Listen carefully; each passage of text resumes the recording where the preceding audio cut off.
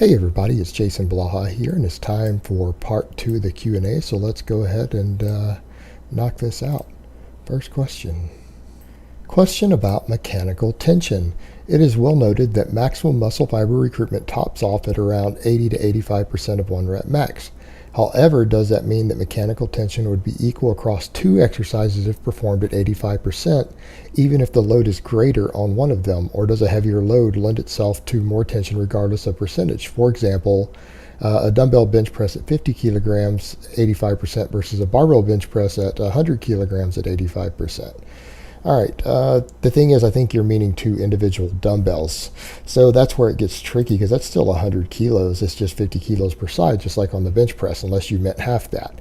Well, generally speaking, no, percentages are going to matter in certain situations unless other stabilizers can become the weak link. For example, on a dumbbell bench press, there are a lot of stabilizers, additional stabilizing involved that takes up energy that could, in theory, take it away from the primary movers. That's one reason you don't see people going 85% intensity on dumbbells, because the weight gets so heavy that stabilizing something in the 3 to 5 rep range like that with a dumbbell can become very, very difficult, and you waste energy stabilizing and reduce the maximum workload you can do. That's why dumbbell presses tend to be done for higher reps with lighter weights, because you can't lift as much weight, and therefore you are reducing total muscle fiber recruitment in the primary movers on that.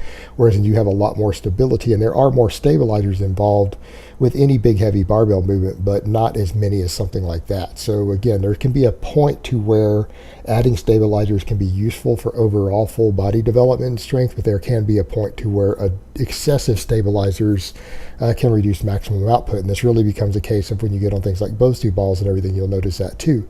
No, you'll get less fiber recruitment.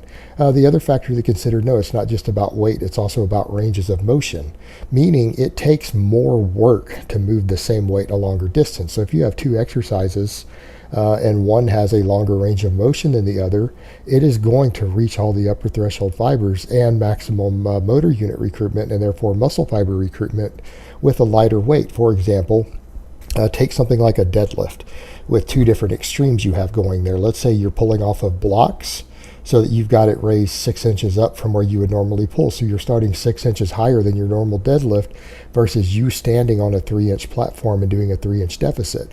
Now there's 9 inches difference in the range of motion on those 2, but you would hit more muscle fiber recruitment with a much lighter weight on the deficit because you're having to move the weight through a much longer distance. So a lot of the primary movers would be worked more effectively or equally as effectively with as much as 100 pounds difference between the 2 exercises. So the answer is generally going to be more load is going to be better, unless adding that load comes at the expense of cutting range of motion out from 2 different exercises. And that's a really, really big deal as far as these things go.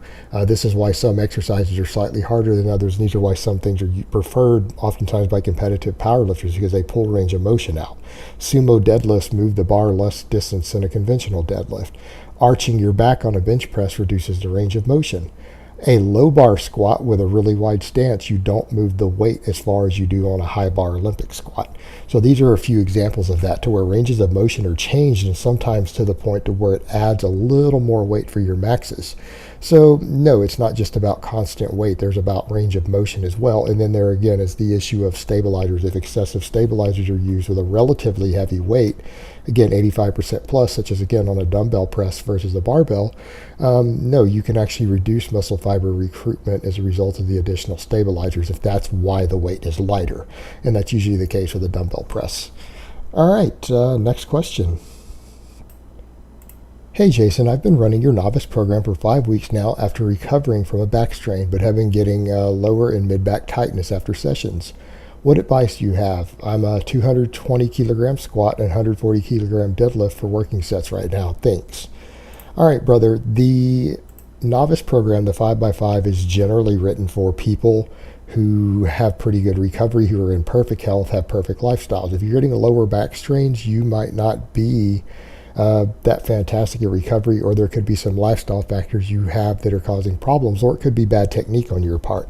So in your case, this program might not be the best fit for you. You've previously had a back strain, so you have a recent history of injury. You're not in perfect health.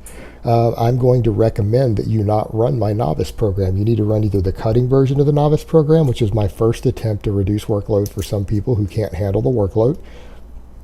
And failing that, I have a linear hypertrophy program, which is, again, for people who want to do a little less work but get mostly, if not all, of the same gains they might have gotten off the novice program, who, again, their lifestyle doesn't allow for the maximum recovery required for a program like that.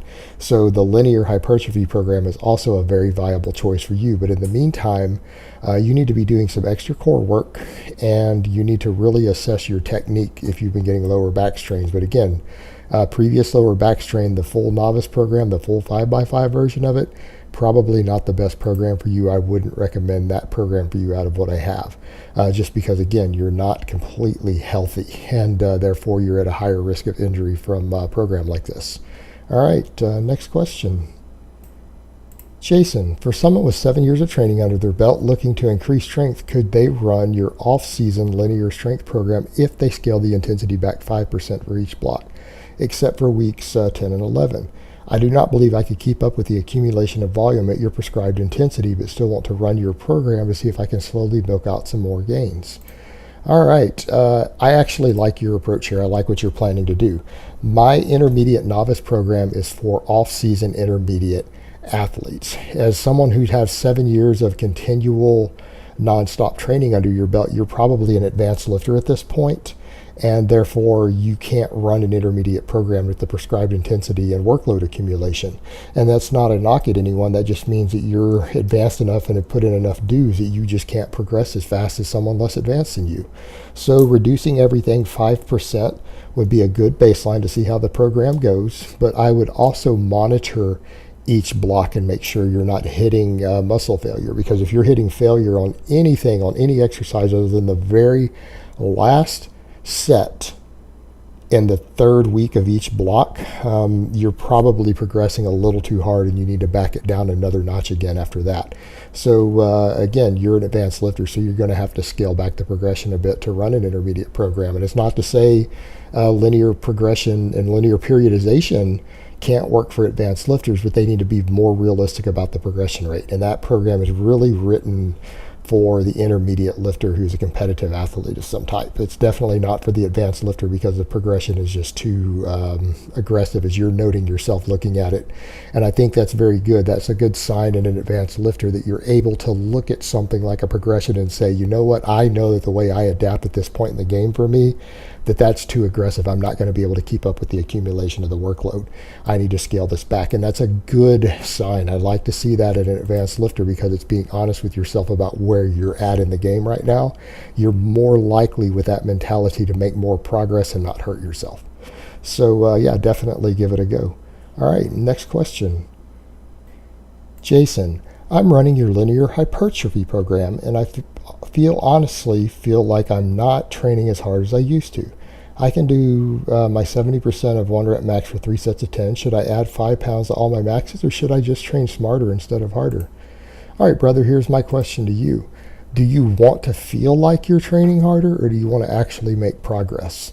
Because that's the real question you've got to ask yourself. Meaning, is it more important to you to feel hardcore and feel like you're being a badass in the gym, or is it more important to you to get bigger and stronger without injuries as quickly as possible? Because if it's the former, and you're not concerned with hurting yourself, and you're not even concerned with if you can make the most progress, but only if you feel like you're putting in the work for your own motivation, then by all means, go ahead and increase beyond that and train harder and push beyond it. But I don't accept any responsibility for any injuries you get, and I don't want to be held responsible for your lack of progress when you do that, because remember, you're doing that for your own ego, not for your actual gains. If you're concerned with making the most gains you can, you want to gain muscle and strength as quickly as you can, and you want to do so with the lowest chance of injury, I'm going to recommend that you run the program as it's written. It will get tougher over time, don't worry. So there you have it. All right, next question. Jason, Is it possible to out-eat a plateau? I have stalled on my deadlift for about a month and wonder if eating more calories will help me break through this stall in progress. Thanks. Short answer, yeah, absolutely. Eating more food, if you're on a proven strength training program and you've stalled and you're plateauing, eating more food will help you gain more muscle. It will give you more training fuel, and it will give you slightly better leverages from the extra water retention to move more weight. So, can you out-eat a plateau? Yes, absolutely. However, does it also mean you're going to possibly gain extra body fat with it? Yes, that's also true. So you need to factor in for yourself, is some extra body fat gain as a result of this worth it to you? Are you okay with dieting it down later? How much do you care about it? And do you care about how much fat you gain versus how much muscle you might lose in the future when you go to diet it back off? These are things that you have to factor in for yourself based upon your individual needs and your individual goals. But to answer the question, the short answer, yes, you can absolutely eat your way past a plateau on pretty much any exercise or any plateau in muscle gain in general. You can always out eat it with additional calories because you'll have more training fuel and the food itself is actually anabolic. All right, next question. I've been following this program that you made, the off-season linear periodization intermediate strength program. I was wondering if it would be okay to substitute the main lifts on the second session of the week, i.e. exercises written on Monday and Tuesday, then for example run with incline, bench, push press, pendlay rows, front squat, and Romanian deadlifts on Thursday and Friday. All right, to answer your question, no, absolutely not. This is not acceptable, and here's why. I wrote this program to maximize your progression on these individual lifts over a 12-week period. If you're not doing each of the main exercises twice a week, you're only getting half of the actual individual training stimulus and motor unit learning for that individual exercise. It is going to slightly reduce your ability to maximally progress at those. The whole point of this program is to put as much size and strength on you as possible, while focusing on a handful of key exercises that cover all of your basic performance components and work every muscle group in your body. If you start swapping around the exercises, you're going to slow progression on those exercises. Now, like I said in a video the other day, I believe it was yesterday or the day before, talking about how often you should change exercises. If you're going to run a linear periodization program such as this one, which is what it is, that has you doing given exercises a set number of times per week, what I'm going to recommend, run those exercises for the entire 12-week set of blocks, all the blocks all the way through the 12 weeks. Then if you have different exercises that can fill the same basic performance niche, such again, swapping the back squat to a front squat, the flat bench to an incline bench, that's fine, but you need to run those for the next 12-week block. Don't switch them out in the middle. Stick with the main exercises. And again, when you get to the next block, if you want to put those in, swap them in across the board, because you really need to maximize this program and make it work on the way I have it set up on the percentages and the progression. You need to stick with the same exercises all the way through for the full 12 weeks. You need all 24 of those sessions of these main exercises. If you have something that you feel is a performance weak link that you need to address with another exercise, that's why I left open-ended accessory movements for you to put in, so that you can do that with those, so that you can work on your individual weak points that way. All right, next question. Hi Jason, what the fuck is up with injectable amino acids? Alrighty, I was unaware that there was such a thing as injectable amino acids. I've never heard of this, but all I have to say is what the actual fuck. Amino acids from protein are very, very easy to get into your body. If you eat any protein source, you're going to be absorbing those amino acids within 30 minutes. All right, you're going to be absorbing them fairly quickly. There is no reason to ever need to inject amino acids into your body. Just consume protein more frequently. You know what? If instead of injecting amino acids post-workout, if this is what the new phase that comes out, if people start suggesting this, I'm going to recommend that you eat some extra protein an hour or two before you train. You know what? If you do that, you would get the exact same benefits post-training that you would get from whatever crazy injectable amino acid thing that they come up with. This is just trying to replace real foods with some big gimmicky hype, and I'm really hoping you made this up and it's not actually real, but given the nature of the industry, it wouldn't surprise me one bit if it was actually true. All right, next question and last question of the week. Jason, do you recommend bench pressing with flat feet or on your toes? Does it really even matter? All right, good question. I personally feel that benching on your toes for most people allows for a little more weight because it lets you use a little more leg drive and get a little tighter to start out at the bottom to get a little more pop off the chest. I'm a big fan of benching on the toes of your feet. However, it's going to depend upon what your federation allows if you're a power lifter. If you're a power lifter and you compete in a federation that requires flat feet, you need to train with flat feet. If you compete in a federation that allows you to go on your toes, I'm going to recommend that you test around back and forth for yourself and find out if going on your toes versus your flat feet lets you lift 5 more pounds for either a training max or for a given number of reps. Whichever one you can lift slightly more weight with your own personal leverages, tightness, and technique is the one that you need to do. For everyone else, I would say it probably doesn't matter, although you could use the exact same protocol that I just listed for power lifters. See which one you're stronger at, because whichever one kind of gives you the best tightness, because a lot of it has to do with tightness, and it's that tightness that lets you use leg drive. But that's going to allow you to be stronger, and it's not necessarily cheating in the way that some people is, because the actual tightness itself can help you with additional muscle fiber and motor unit recruitment. So for some people, you might actually be engaging the pecs better by being on the toes of your feet. Test it, mess with it a little bit, and find out for yourself. All right, guys, but that's really all I have to say on that today. I hope it's been informative, and I will talk to you guys next time. Hey, everybody, it's Jason Blaha here, and once again, it is time for the Q&A, so let's go ahead and knock this out. First question. Is there any significant benefit to bulking and cutting once you're well into your intermediate stage and have been lifting for a few years? I am currently repping 125 kilos on the bench, 160 on the squat, and 200 on the deadlift. So I would consider myself a middle to late intermediate. I would still like to get stronger, but since I assume I'm only going to put on more pounds over the course of the next couple years, is it worth it to bulk and cut, or could I possibly loosely track macros as I'm doing now and still make good, maybe slightly less progress? I don't care to compete, but still enjoy getting stronger. Thanks, Jason. For those who need to reference the Americans here who are aren't using kilos, a 125 kilo bench, that's going to be, I don't know, probably close to 300 pounds. Just under a 300 pound bench press for reps.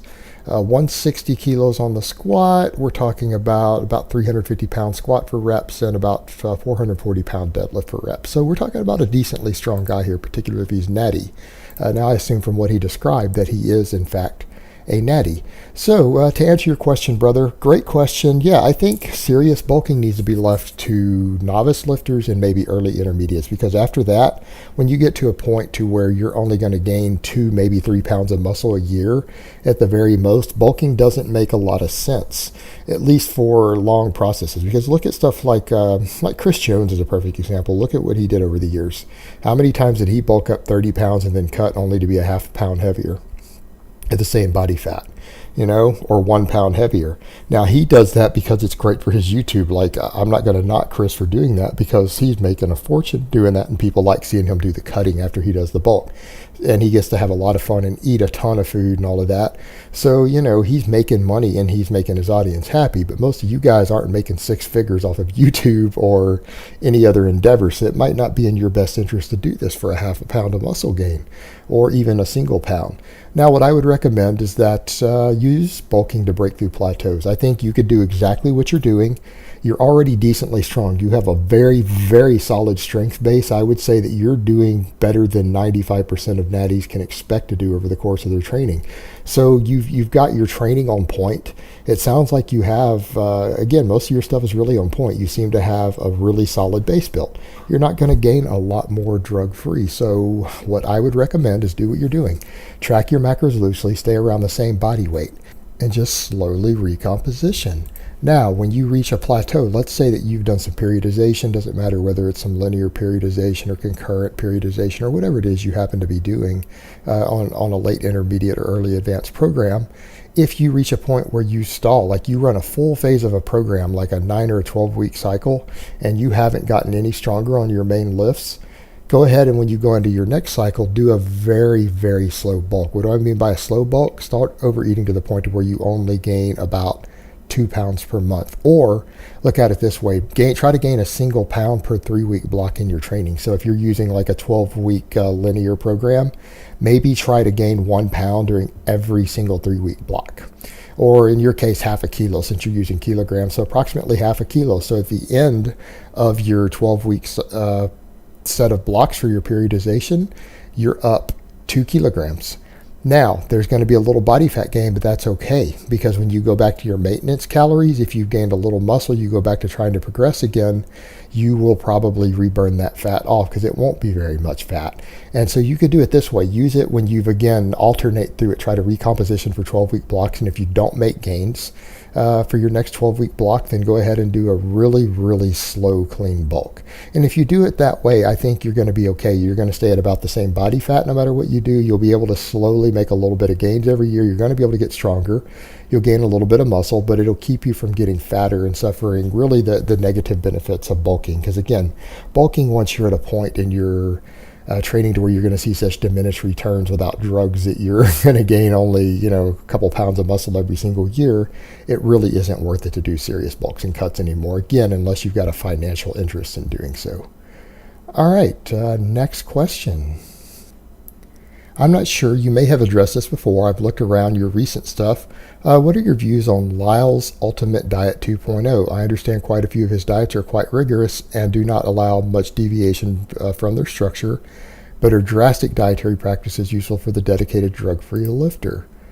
Well, my opinion is exactly what you described. UD 2.0 is a very drastic dietary practice useful for the dedicated drug-free lifter, and it doesn't allow for any deviation. Now, I will say, in terms of like the science backing it and seeing people use it in the real world, I've seen people actually do photos and show their changes on UD 2.0, and I know the science behind it. I've looked at the studies and all the data that Lyle has linked for it. UD 2.0 is probably the single best recomposition diet I've ever seen.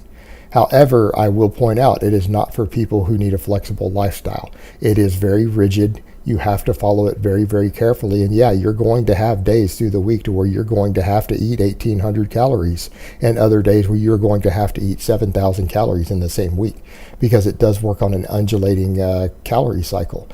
But does it work? Yeah, it works absolutely. And it is, again, with all the science that we know behind muscle gain, recomposition, all of that, it is probably the single best diet out there for body recomposition I've ever seen, with the most scientific backing behind it. And like I said, I've seen people do it personally and have seen them get the results. It absolutely works. But again, it's one of those diets to where if you have to have any flexibility, this is not going to work for you. It doesn't allow you to deviate from the diet. Because it works upon actual undulating cycles within the body of underfeeding and overfeeding, and I mean to the extreme, literally to the point to where you're eating 2,000 extra calories in a day beyond what you could burn, that your body is actually using for glycogen supercompensation and then burning off as body heat to reset things like leptin. It has massive ultra high carb, like almost zero fat overfeeding days and stuff, while undulating that with periods of time to where you're eating ultra low calories and mostly protein. So it's a very, very effective method.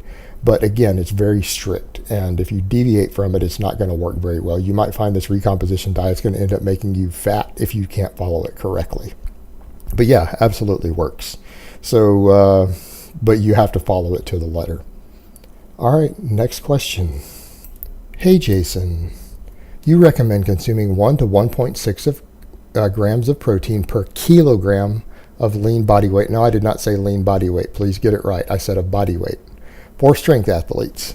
Is this only for bulking? Eric Helms recommends 1.1 to 1.3 grams per pound when cutting. Do you agree with this? What would be your recommendations? Thanks.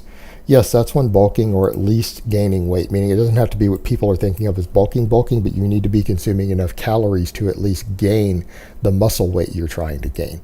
So you're not losing weight or recompositioning generally. If you're trying to gain 3 pounds of muscle, then you need to gain 3 pounds of body weight. So that's what I'm talking about with that protein intake. However, that is body weight, not your lean body weight. People need to understand protein needs for people who are in a calorie surplus trying to gain are actually lower than most people seem to think they are, even to gain large amounts of muscle, which I've covered in a lot of detail.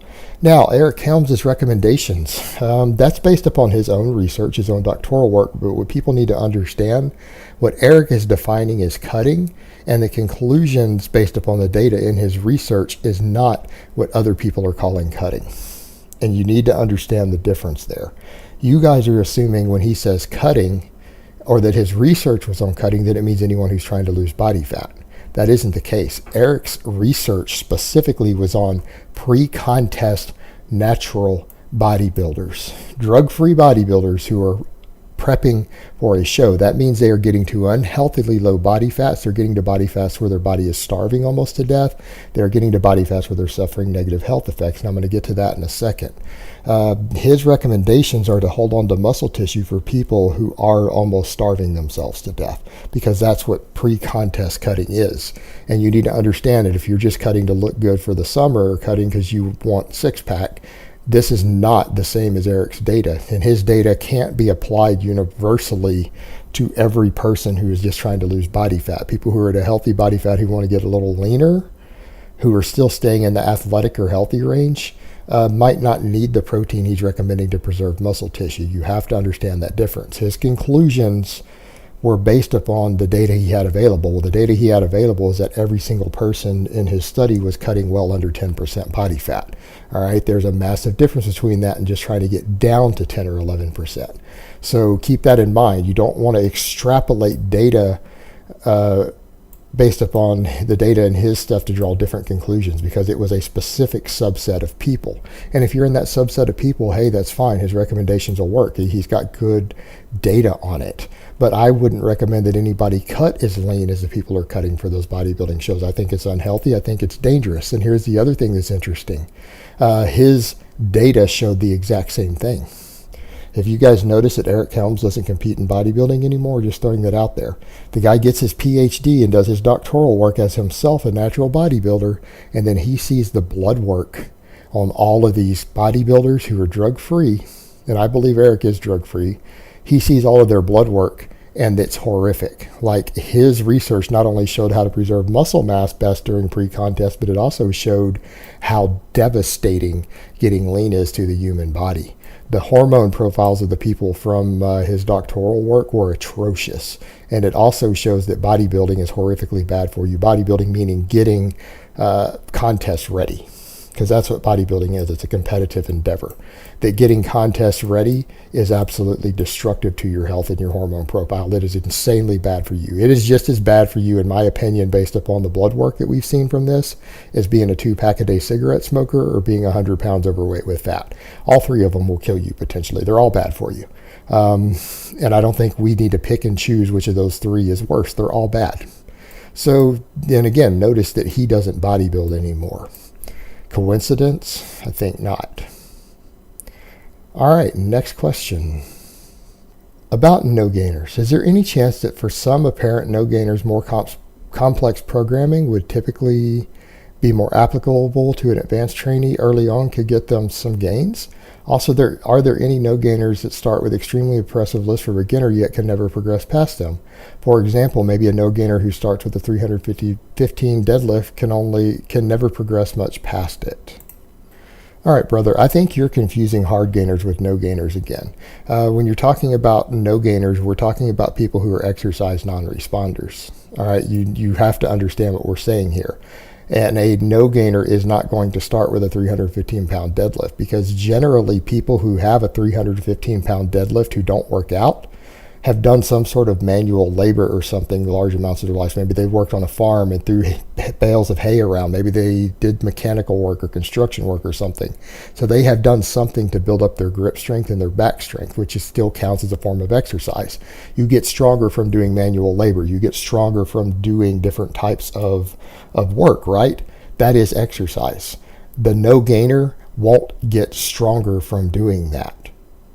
All right, you need to understand the difference. If the no gainer goes out and gets a job working construction and swinging a heavy sledgehammer all day, he's not going to get stronger and better over 3 months of swinging the hammer. It's not going to get lighter for him. It's not going to get easier for him on the second, third day, the second week, the third week. He's going to continue to run out of steam after the 10th swing on the hammer, 3 weeks into doing it just like he did his first day on the job. If he was only able to deadlift 100 pounds or 90 pounds when he first started, He's not going to go up to 200 pounds from doing the manual labor like the manual laborer will. He's not going to respond to exercise. This is a genetic subset of people who are exercise non-responders. They don't get stronger or bigger from resistance training at all. So more complex programming is still going to leave them. If they started with a 55-pound bench press, they're still going to have a 55-pound bench press. They might get to a 60-pound bench press because of neural efficiency, but that's it. So they're not going to start with a 315 deadlift, and they're not going to improve from just different programming. Again, you're not understanding what a no-gainer is. This is someone who genetically has something going on with their genes to where they do not respond to resistance training at all. And that includes manual labor, that includes push-ups. This is the person who, if they start with being able to do 5 push-ups, they're not going to get to 20 by working on it for 6 months. They're going to still be doing 5 or 6 push-ups in 6 months. Again, you have to understand what we're talking about here. So again, it's interesting to delve into these things, but you're not understanding exactly what a no-gainer is. It's not an exaggeration. They are literally a no-gainer. That's why the term is being used. All right, next question. Jason, can you give your take why professional bodybuilders still refuse to admit to drug use even after retirement? Given a psychoanalysis, please, and disregard losing sponsorship, supplement endorsements as a factor. Thanks, Jason Blaha. I hope to hear a response in this video. Well, barring, again, sponsorships and everything else, there is usually the legal and the social aspects of it. And here's what I mean. If these people live in a country, which the majority of bodybuilders do, where anabolic steroids are either illegal or heavily frowned upon, they have a very massive incentive to not talk about it. Because what I mean is, let's say they're in a country where it's illegal. They could still have a statute of limitations. They might need to continue to stay on steroids because of their crashed hormone levels, TRT or whatever, and maybe they can't even afford a doctor's prescription. Maybe it's not easily available in their country, so they continue to stay on their own testosterone. Admitting to all their years of drug use might draw in the police, might get a warrant, and then suddenly they've got police searching for drugs and stuff that they have, and they could find themselves in trouble. And many of them continue to use, many of them continue to sell steroids after they get out of bodybuilding. They don't want to draw heat and attention to themselves. They have to make a living and they have to stay out of jail. There's also the social stigma to consider, because basically in our society, because of all the stuff that happened during the Cold War, we have this massive social stigma against these substances, against PEDs. And if these guys admit publicly that they used them as a pro bodybuilder their whole career, then they're going to have people saying, oh, well, you're just a cheater, you're lazy, you didn't train, you don't know anything about training, it's just the drugs. Now, the truth is, oftentimes that is the case. Many pro bodybuilders actually know almost nothing about training. It's all bullshit. They did only get where they are because of heavy drug use. But that can hurt them socially and that can hurt them financially, because many of them, because this is the only lifestyle they've ever had, go on to become things like personal trainers. And they don't want everyone to know that maybe they only know how to help people who are on drugs. Maybe they don't want all their future clients to know that. Maybe they don't want to lose any potential prestige that they would have from it. And you have to factor in that many of them had to live their whole lives as pathological liars, because what they're doing required them to break the laws and usually use insane amounts of drugs to do what they're doing, while lying about it continually to the public. They just get into the habit of doing so. And so there's a pathology to consider there also, that once they're in the habit of just denying it, they're just going to continue to do so the rest of their life because they had to for their career. And you know what? There's other careers and things out there that require that also. And, you know, people tend to develop those habits over time. Just something to consider. All right, guys, but that's really all I have to say on that today. I hope it's been informative, and I will talk to you guys next time in part 2.